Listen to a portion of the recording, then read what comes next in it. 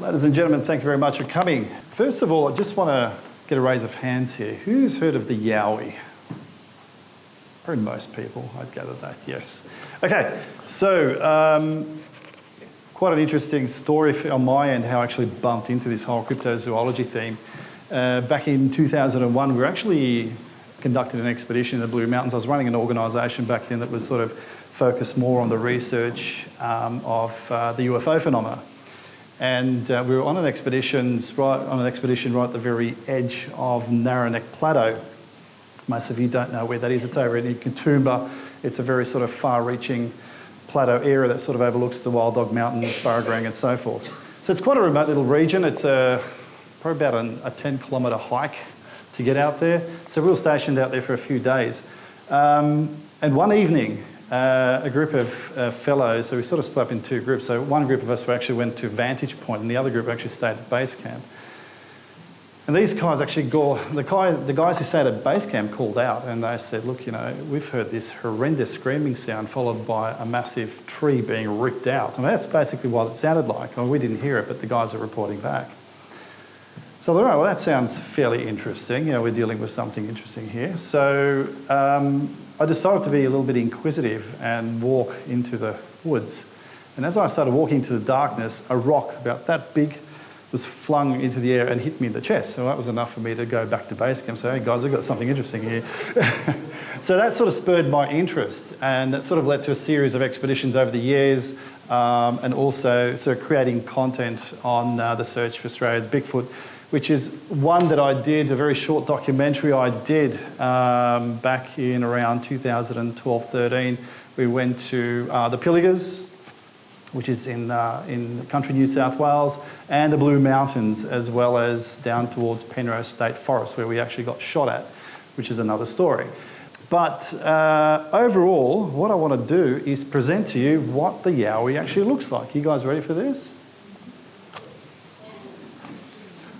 It's Chewie, it's all right, from Star Wars.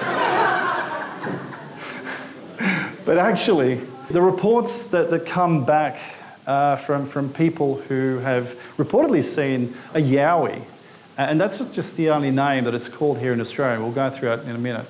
But they're very similar to what people have witnessed in the United States and in Canada. In Canada, they call it Sasquatch. In the United States, they call it Bigfoot and other names as well.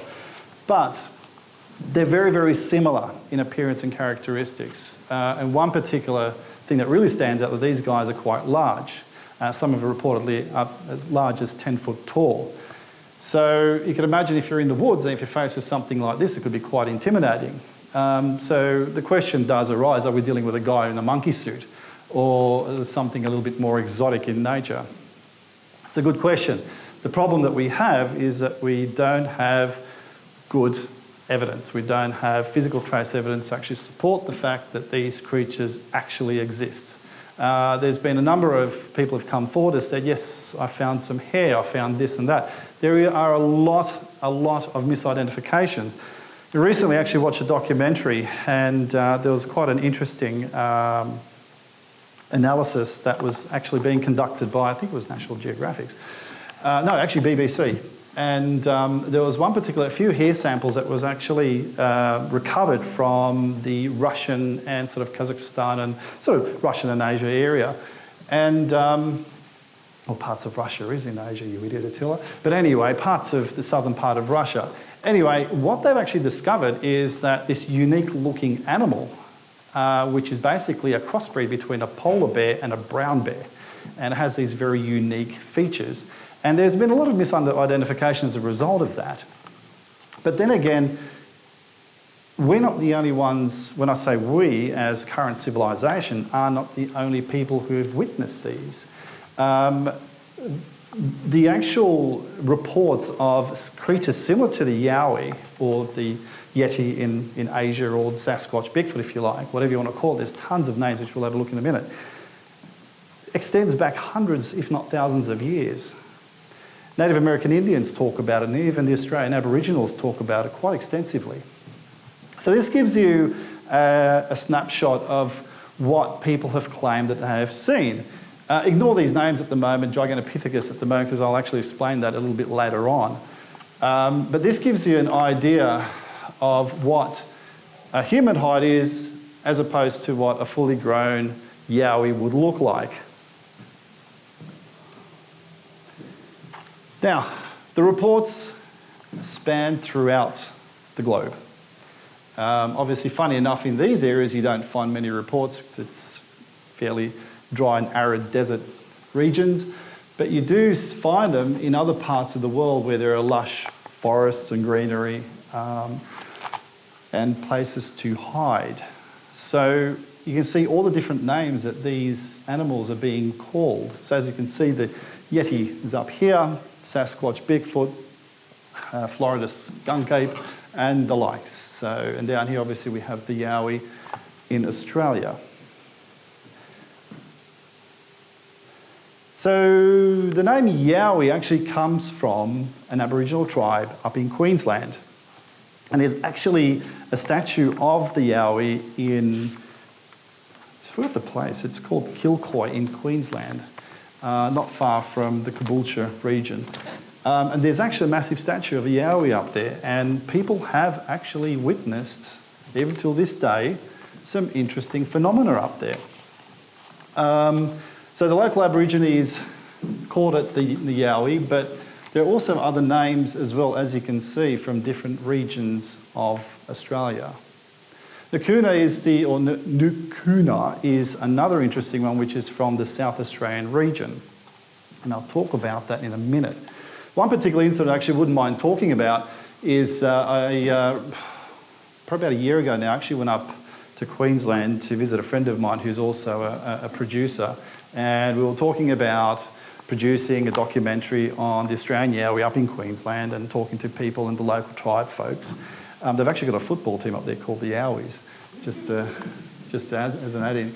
But what he said that is that he wanted to actually introduce me to some of the rainforests there at night.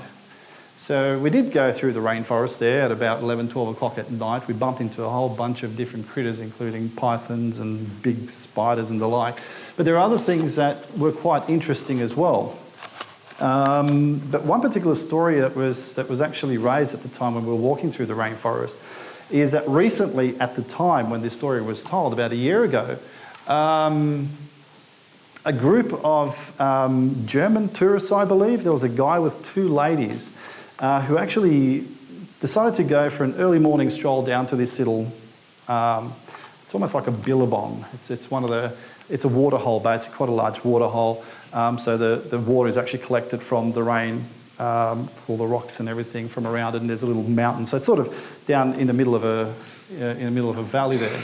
So these people, the two ladies and the gentleman, actually decided to walk down with their backpacks and everything else. And as the gentleman got down, he was trying to get ready to go skiddy dipping into this water hole. But apparently he sighted this massive, hairy-looking fellow, a very ape-like creature on the other side of the bank, squatting down and washing its face. Well, needless to say, this guy didn't go skinny dipping. He decided to get up and run out of there, told the two girls, and ended up going to Caboolture police station, and they just basically laughed at him.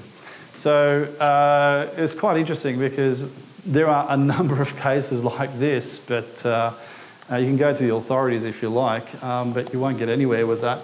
But just to go and show you, I have great respect for the Australian Indigenous culture and their belief systems. And funny enough, I was actually privileged to bump into some really nice folks around Dubbo, and a lady who was part of a tribal committee.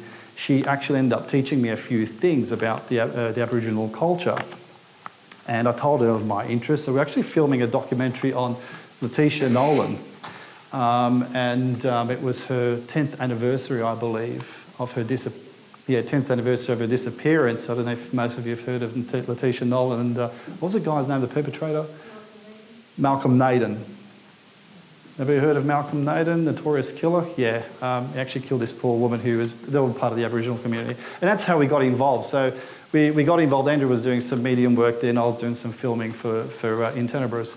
And we got to meet these lovely people. Anyway, so basically I got to know a lot about their culture. I got to know a few things about some of their rituals that I actually decided to perform. And there were some stories that were told about the Yowies and the Bunyip and so forth. So moving along, we'll come to that a little bit later on. Here's an interesting little booklet that I discovered called The Visit to the Antipodes, which was written by a guy called E. Lloyd, who was a bit of an adventurer at the time, written in 1846. Now, Mr. Lloyd actually talks about going to South Australia and meeting up with some of the local Indigenous folk and being told about the Nakuna characters. Well, these were obviously quite large animals described as hairy, bipedal, and very similar to that of the Bunyip. Now, the Bunyip, we've all heard of the tales of the Bunyip. Some Aboriginal tribes folks will tell, depending on which region that they're in, some will tell you that the Bunyip is actually a large ape-like creature that likes hanging around billabongs and go fishing and so forth. While others describe the Bunyip as a creature that has a face of an emu, a bill of a duck, and a body of a crocodile. So it's quite colourful. That's part of their dream time. But others believe otherwise. So it's quite interesting that actually mentions this back in 1846, before people were wearing monkey suits and running around in the bush trying to look important and, play silly buggers for the local folk. E. Lloyd also talks within this book, I actually recommend people to read this, it's just his adventures in South Australia. He actually talks about being shown a large footprint that was about 3 times the size of a human being's footprint. So he's talking about some unknown creature here that should warrant further investigations. Anyway, that's one part of some interesting stories that's going back over 100 years now. Personal experiences, I've had quite a few, although I have to admit I haven't come face to face with one yet. I hope one day that will change.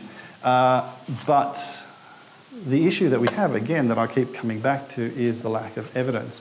One particular encounter that we had was back in 2002, which is over at the McMahon's Lookout region in the Blue Mountains. And we were there this is back during my UFO time, when we were investigating sightings around the Blue Mountains area. And I was actually heading back to the car, and I was using my night vision binocular. It was quite dark at the time. So anyway, as I was walking through the forest having the night vision binocular, walking, and all of a sudden I actually see this massive figure standing next to a tree in the middle of the pathway. Well, I stop and thinking, okay, well, hang on a second, you're about twice the size of I am. I don't know what you are. I might get some backup. So I decided to go back and tell the guys, and they all ran out and had a look, and obviously by that time it wasn't there. But we had quite a number of interesting encounters at the time. In 2007, we did an expedition in the same region again. And we were, again, there assessing the local area there for UFO activity, but we ended up bumping into something else. One evening, we were up in an area which has got this pristine view of the Blue Mountains. It sort of looks straight onto Lake Burragarang. The view almost goes on forever. And here we are, we're sitting there. This is probably about 11, 12 o'clock at night. So this is an isolated place. There's nobody out there. It's just the crew and myself. And all of a sudden we hear this massive smashing sound. And a massive rock, probably about yay big, comes hurtling out from the sky and just smashing right in the middle of where we were sitting, almost like it didn't hit anyone. So we're sitting there scratching our heads thinking, okay, where did this come from? So we decided to go and investigate, and we couldn't find anything. The following day, we were sort of umming and ahhing, wondering, okay, well, is it really safe to actually spend another night here in tents? So by the time we decided to leave, it was probably about 6 o'clock, and this was in September, so it was pretty dark by then. So we pack up and start leaving, and then all of a sudden we hear bang, bang, wood knocks, something smashing the trees. Deliberately hitting the trees. And then there would be one hit there, and then there'd be another hit in the distance. And obviously amongst the trees, I mean, the acoustics are such that if you hit something, it actually echoes. So then we hear one hit here, one hit there, and then we're thinking, okay, we better pick up the pace because something is actually following us out. As we're walking out, we could actually hear something rummaging through the bushes there and then walking, keeping pace, but it was very heavy. You could actually feel almost feel the ground underneath you vibrate. So the guys really picked up the pace, and by the time we got out, the knocking and everything else was actually concentrated further down, so it didn't follow us all the way out to the actual dirt road. So it's quite an interesting experience. Okay, here's another one for you. This is an extract from a journal, the Australian Town and Country Journal from 1876. Look, you all can read it. I'll give you a moment to read it. It gives you an idea of what people were reporting back in the 1800s. Can you all see it?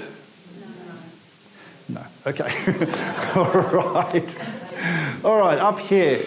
It says that who has not heard from the earliest settlement of the colony, the blacks speaking, excuse the expression, but this is how they wrote about the Indigenous folk back then, the blacks speaking of some unearthly animal or inhumane creature, namely the Yahoo devil or hairy man of the woods. They still refer to the hairy man. If you go to the Kapiti region, if you talk to the country folk over there and ask them, have you seen the hairy man? Now, if they're not local folk, then they'll look at you strange, but the people who live around the area will start telling you stories about the hairy man of the region. This other one down the bottom here, and I'll just quickly summarise that. This was also from the journal from 1882. A fellow by the name of Henry James McCooey, who allegedly discovered or found in the Bateman's Bay and Ulladulla area very similar creature to what I was explaining to you, so completely covered in hair, but in this case it was about 5 feet tall, so it was only a very small hairy person. Whether it was an infant or whether it was something else, a misidentification. But the thing is, we don't have bears in Australia, other than drop bears, right? But we don't have bears in Australia. We don't have anything large and hairy that's bipedal that can run like that. I mean, if you're in Africa, it's a whole different story, or if you're in parts of Southeast Asia, it's a different story. Then they talk about the orang pendek over there, which is very similar to the Australian Yowie. So this gives you some ideas that the reports are not just recent, that they extend back to the early stages of Australian colony, but even predates that as well. Now, from here on, so basically what I'm saying with this is I'm not trying to convince you that the Australian Yowie or Bigfoot does exist. I mean, we can all make up our own minds. We simply, again, I'm going to repeat myself, we simply don't have bona fide evidence to actually support the claim. However, all we can do at this point in time is entertain certain theories based on people's reports and anecdotal cases and the like as to what these creatures could be like and where did they originate from. So one of the things that we talk about is how did they get to Australia? Now, were they indigenous? Well, if they were indigenous, that means that they've been living here for millions of years, right?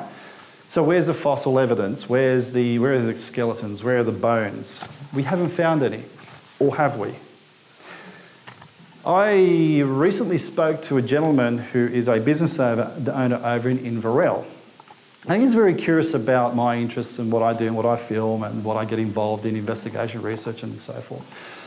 And we were talking about the Yowie, and I said, well, look, in your work, you've been brought up and bred and born in Inverell, so you know the guys over the folk over there.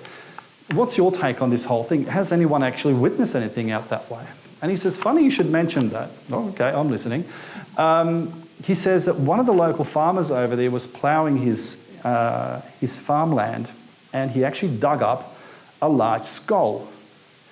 And he says that this large skull, he says, it didn't look human. It looked almost like an ape, but it was much larger than that of a human skull. So this fellow dug it up, looked at it, didn't know what to do, and stuck it under his bed for a few years. Okay, that's interesting.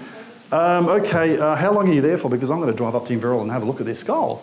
He says, mate, don't bother. He says what he was worried about is that if the local authorities found out that he dug up a skull, and if it was an Aboriginal skull, an Indigenous skull, then that whole area would have been classified as an Indigenous land, and he was afraid of losing his property. He's a farmer.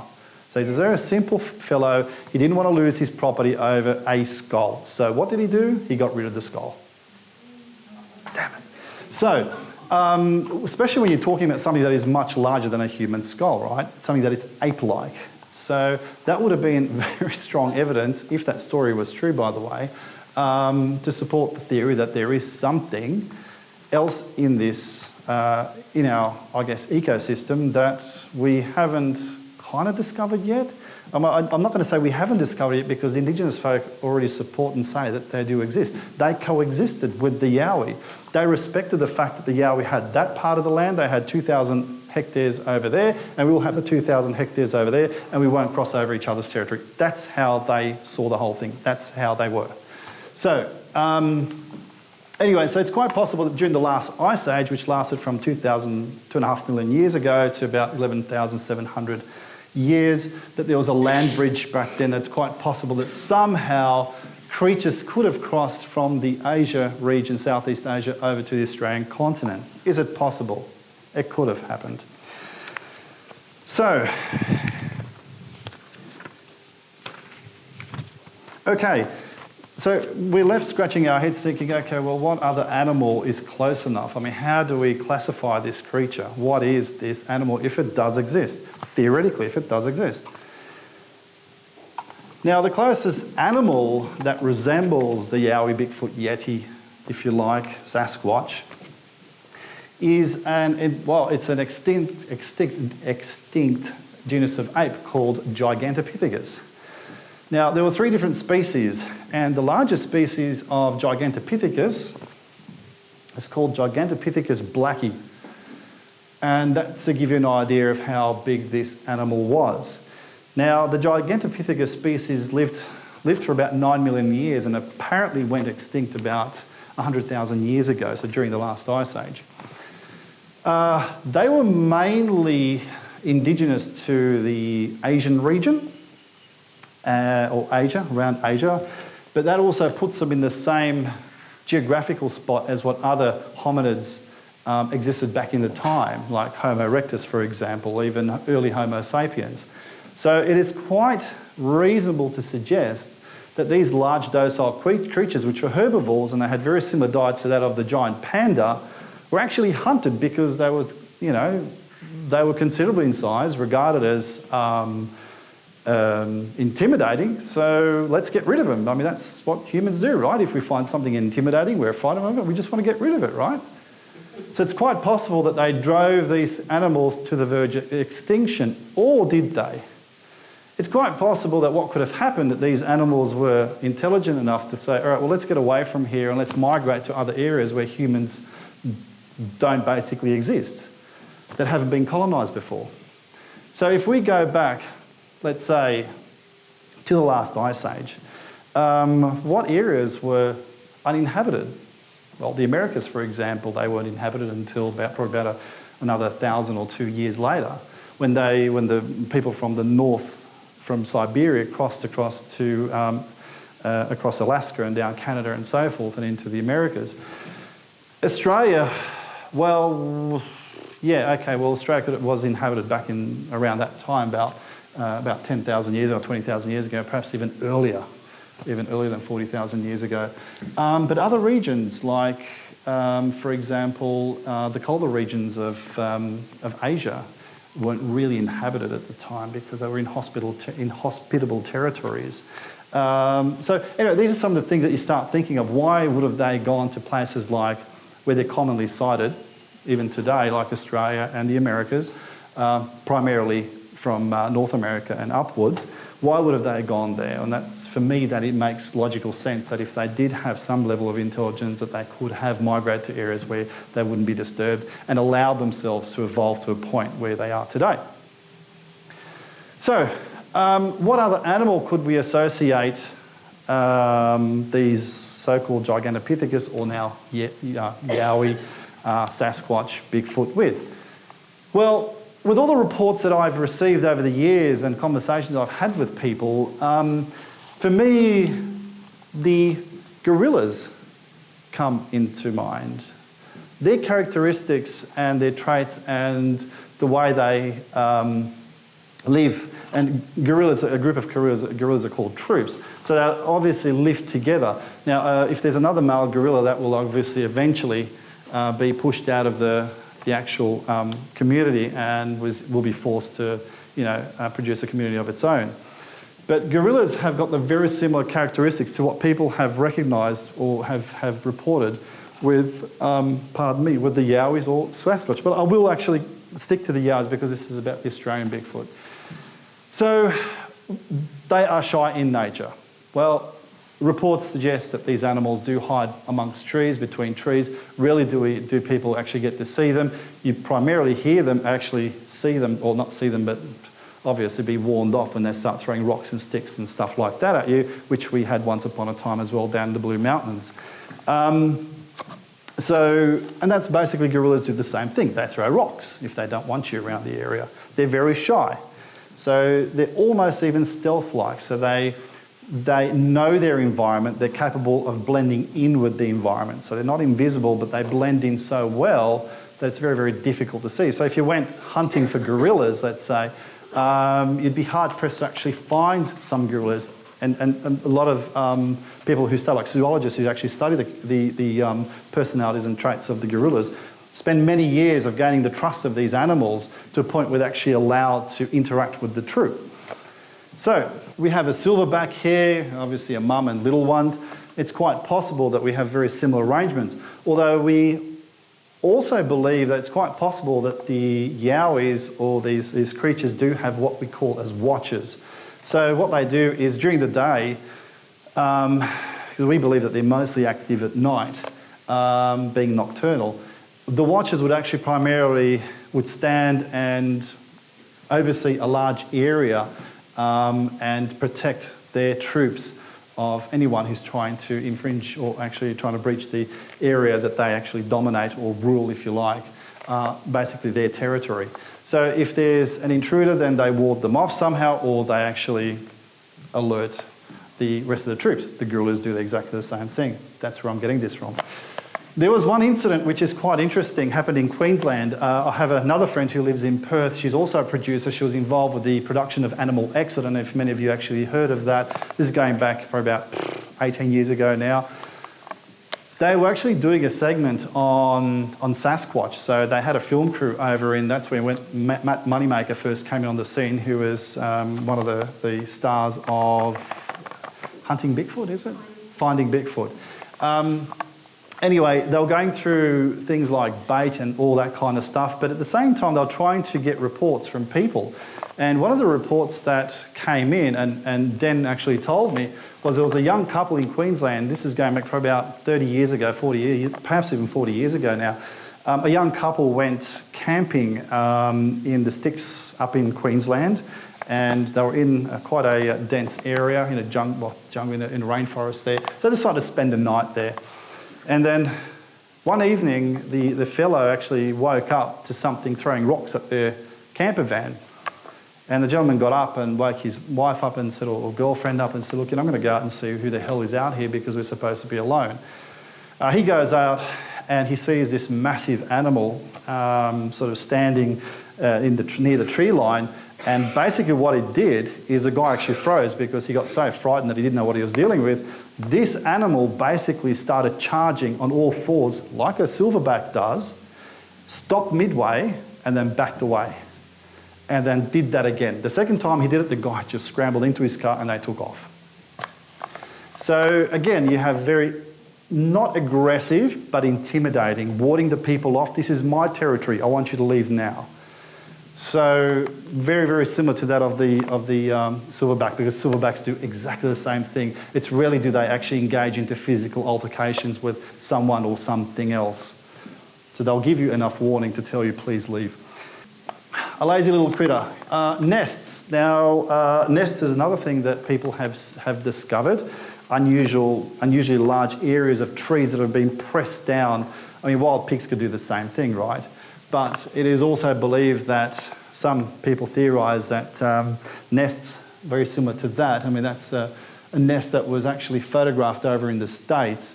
It was purposely built. So it was actually pressed down area, but it actually had sticks and branches put together like a little hut. So something was living there. Could have been the local homeless guy. You don't know that for sure. But it's interesting because, again, we have very similar characteristics if these creatures do exist. Okay, so what we have here is we have the community. Obviously, this is an artist's impression of Yowies. It is quite possible that if they do exist, that they have developed socially to a point where they're able to have elders involved. Look, when I was doing this whole Aboriginal, what would you call it? This whole process or ritual, if you like, I actually got to learn a lot from what we know as signposts. Now, you know, you can go bush, and Tony and I were just talking about this not so long ago, is that you can actually go bushwalking in the Blue Mountains, or you can go bushwalking anywhere, right? And you can spend your life going back and forth during the day, and you say, well, I've never seen a Yowie. The thing is that what we fail to see, people, is that the small signposts, the minor details in nature, things like a bunch of rocks put on top of each other that's actually not on the walking track, that's off the walking track. Tony was telling me that a guy actually deviated off the path in the Blue Mountains, about 60 metres off the path, and then they couldn't find him for a week and died.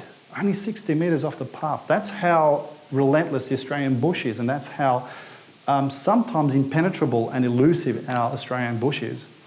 So some of the things that you need to take into consideration, snapped twigs and snapped tree branches, listening to the birds when you walk along. There are birds out there that will alert other birds to your presence. So if you camp in the area and you hear that bird go off and you're not in sight, and you know that something's nearby. So these are some of the things that we need to take into consideration. This is what the Aborigines do. That's why they call a lot of Aborigines are known as trackers. And even Aborigines are known to have, which I've been told, have trained some of our special forces on survival methods in the Australian bush, right? Because who knows the Australian bush better? So they will tell you to look at these signposts, pay attention, walk barefooted, because then you can actually feel the ground that you're walking on. You know the earth, you connect yourself with the earth. So it's very spiritual, yes, but it also makes a lot of practical sense at the same time. Know your environment, you know, pay attention to the smallest details.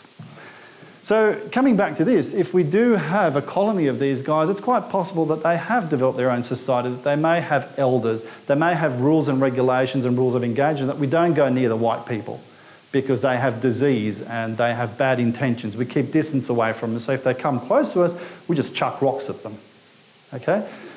One particular incident that we had down the Golden Staircase, we were down in the middle of the Blue Mountains, almost in the middle of the, I wouldn't say that, but we were down in the heart of the Blue Mountains, probably about 11, 12 o'clock at night. And it was pitch black down there, guys. I'm telling you, you can't even see your hand in front of you.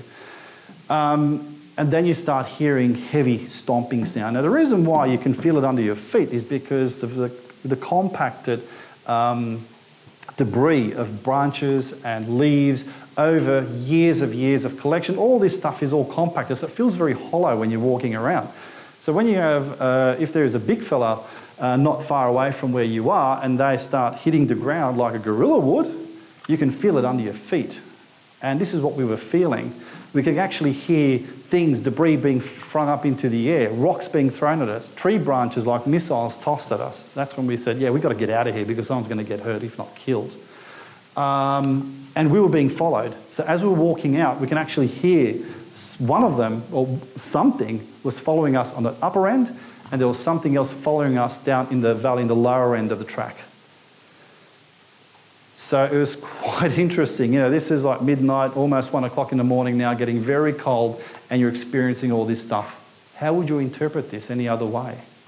It's very difficult to say, oh, well, there's probably a bunch of guys up there trying to intimidate us. Maybe, it's possible. I wouldn't rule that out. But to feel that sheer sensation and the vibration under your feet of something extremely big and heavy thumping around and throwing debris up in the air like a gorilla that's really pissed off at you, yeah, you really sort of start to think, hang on a second, we're dealing with something interesting. So where would, and the reason I'm coming now to the point is why, okay, well, so why haven't we found bones and whatnot?